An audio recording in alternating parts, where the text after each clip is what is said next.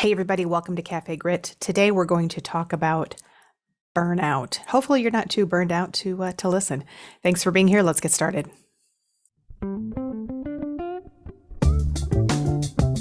Hey everybody, welcome to Café Grit, the place to go when you've got a hankering for purpose, a taste for fulfillment, and you're tired of living the rat race. I'm your host, Beth and Campbell. Thanks for stopping by. Café Grit is now open for service.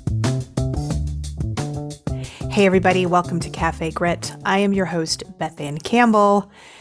If you are watching this on video, I might look a little gussied up today. I am a little dressed a little classier than normal.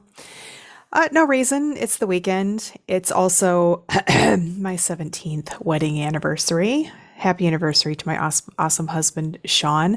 17 glorious years. It's been quite a ride, and so I thought I'd, just class it up a little bit today. So I've got a necklace on, some earrings, and kind of a nice blouse instead of the typical hoodie. But that will be coming back on in a little while. So today we're going to talk about burnout. I am not even kidding you. This is the third recording I've tried to do about burnout. I did 2 other recordings. I just felt like I was so all over the place, and so I kind of put them aside, and I thought I'd revisit this at some point, but there's so much talk out there about burnout that it's kind of come to the forefront again. The other day, one of my LinkedIn connections put a post out asking the question, who is more responsible for burnout, management or the employee or the company?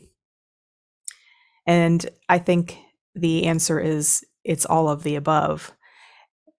Every situation is different. So I will speak, of course, from whence I came, that is being in the corporate world for 21 years and having been burned out myself on a number of occasions, and also knowing quite a few people who were burned out and have been burned out. So I want to break it down a little bit in that context of who's really to blame?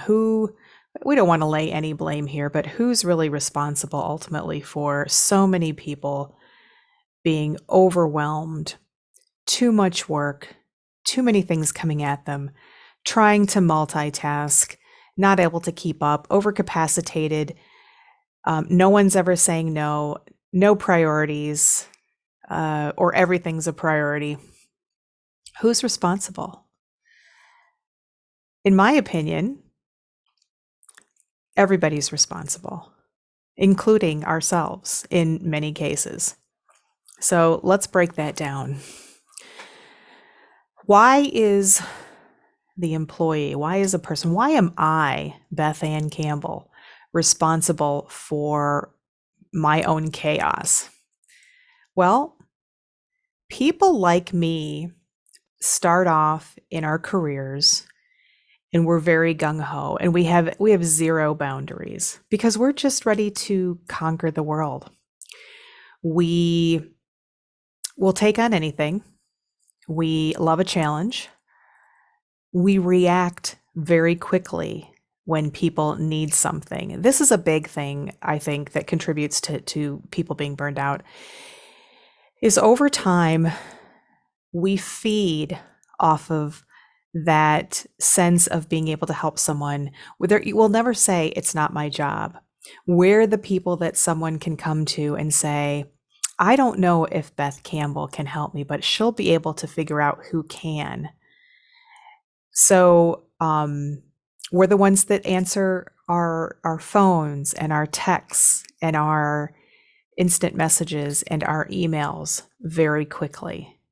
People know that when they reach out to us, we're not going to wait a day or two. We are going to respond right away, even if we can't handle the situation right away. But of course, we will try. But we will certainly respond. So they always know that we're on it.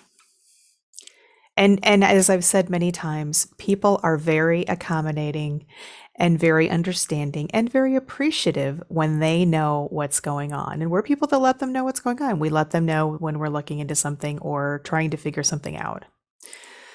So as individuals, we contribute to this. And I'll be truthful. I think a lot of us, myself certainly, and I've heard this from others, there is a benefit to this for us. There is a payoff. People don't do things willingly for decades, in my case, without there being a payoff. Whatever it is. Sometimes it's not a good payoff, but there's always a payoff. And the payoff for me was recognition.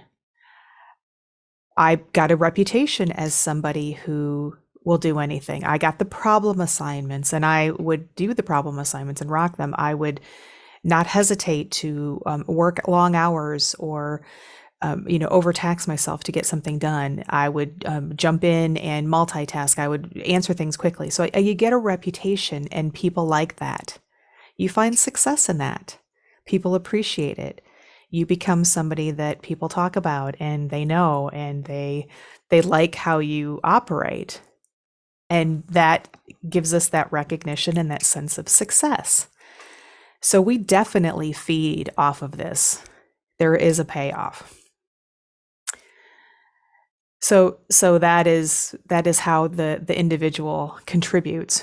We allow, enable, and sometimes even encourage this lack of boundaries and just taking on more and more and more until it becomes a problem. And it always becomes a problem. So we have a responsibility to this. We don't set boundaries. I talked in the last episode about boundaries and how in this new position, I had to really step back from that comfort zone of being the chief executive of getting shit done. And I had to say, I can't learn it all, take it all on, figure it all out in a week, a month, even a year. It's going to take some time. And if I let myself get engulfed by the chaos at this point in my life, it is not going to be good for anybody. But people like me have a hard time setting those boundaries and keeping them. And that is one of those ways that we contribute to our own chaos. So what does the manager, how is the manager responsible for the chaos? Well, I am a manager. I've been a manager in various positions for the last 13 years. And there are a lot of ways that we contribute. First and foremost, if I'm not walking the walk on setting boundaries and not allowing the chaos to consume my own life, how do I expect anybody who works with me or for me or around me to do the same thing? I have to lead by example. I have to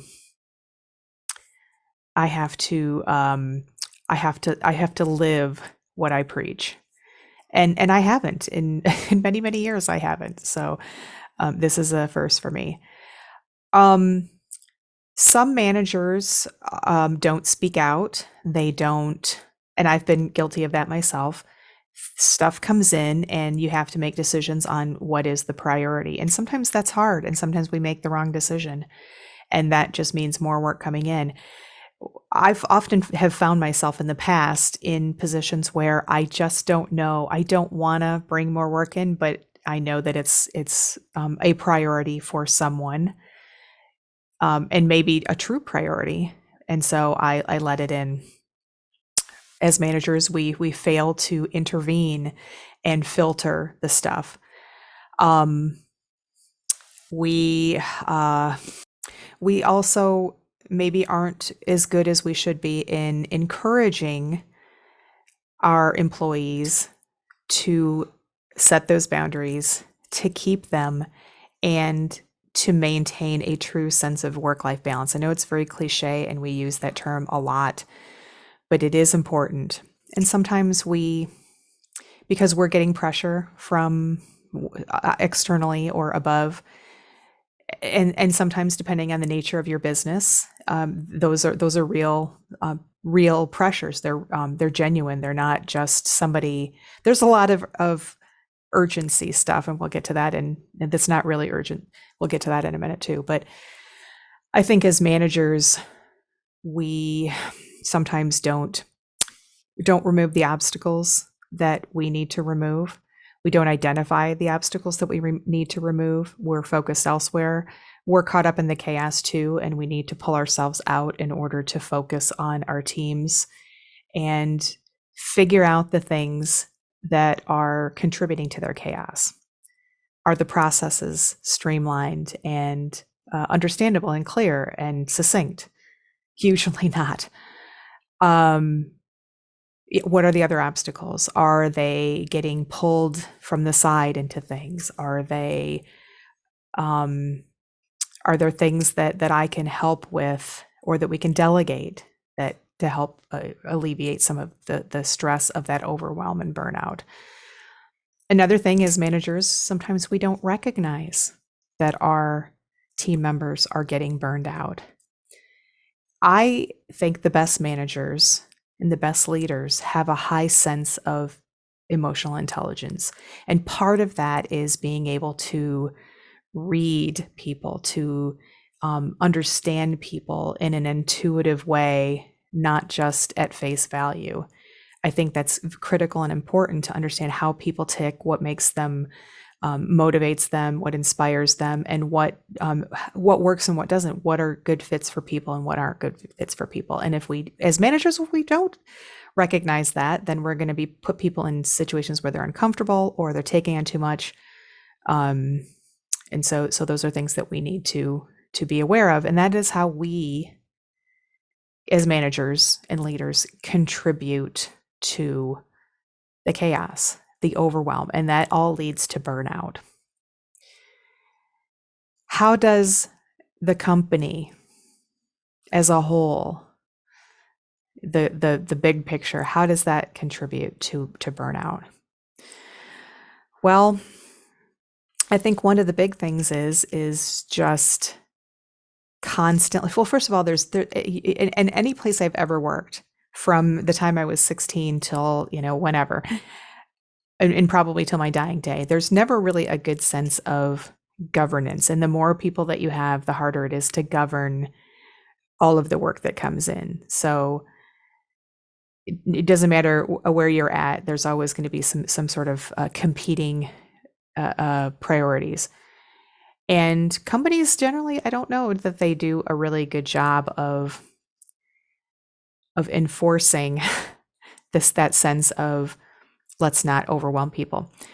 Everybody's really good about promoting and marketing work-life balance. I don't know any company that doesn't. If you ask anybody, they'll say, of course, yes, my company is. And I think on paper and even in our hearts, we want that to be true.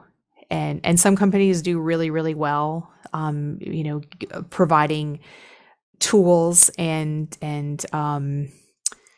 people to help with work-life balance. But when push comes to shove, it unfortunately, many times, again, they're not walking the walk.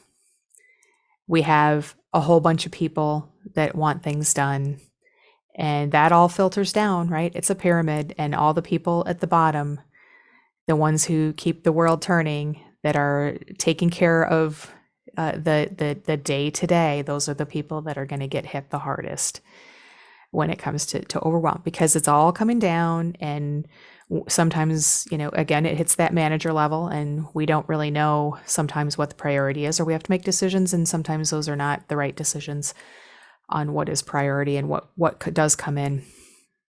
And sometimes we don't know about what is coming in. That's a big problem too.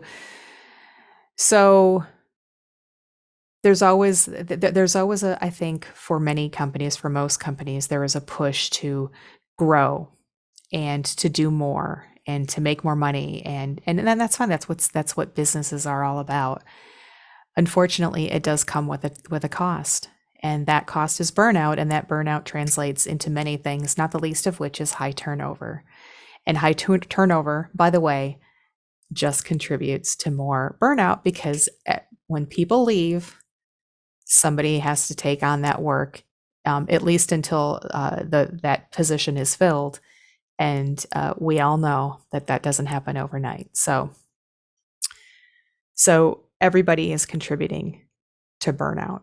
The employee contributes it by feeding off of that need to be the person that gets recognized or helps people or owns stuff to, just will take on anything because they really want to do a good job. It's not a bad thing. It's a noble thing, but it does contribute. When we don't set our own boundaries, we don't help with that burnout. Managers contribute it by not identifying when there's burnout happening, not prioritizing well or at all, not making wrong decisions about priorities, being focused elsewhere. So we're not focused on the team and dealing with burnout. So the manager and leaders contribute to this greatly. And the company contributes it by, it all starts at the top, everything, the growth, the need to make money and more money. And you're also dealing with a lot of other stuff as a company, depending on what industry you're in. And while companies do certainly promote work-life balance, they don't always walk the walk and really take it to heart and say no. And none of us, that's the thing, is at a company level, at an executive level, at a manager level, at a team lead level, at an employee level, we don't say no. And here's the thing, folks, we need to start saying no. And I know that's easy to say when you're running a business. There's a lot of things. It's a complicated machine. I get that. And I'm not insensitive to the fact that things like growth and profit are very important. But one of the things that stifles growth and profit are people leaving or leaving positions or getting burned out, so to the point where they're not as productive. And believe you me, we all know this, that when people have too many tasks, too much to do, and they're constantly switching gears, they will be less productive than when things are a little bit more manageable, where they can have a little chance to breathe, right?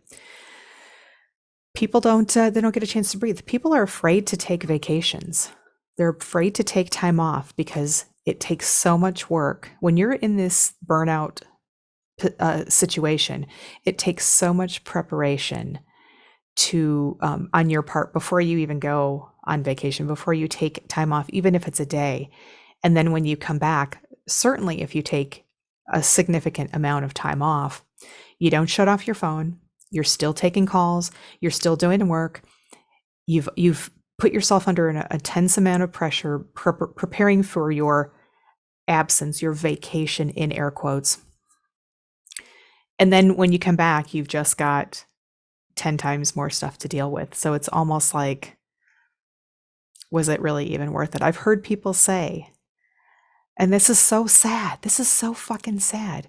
When people say, I don't know that it was worth going on vacation because of the shitstorm that they have to face when they come back. So it's a complicated problem, burnout.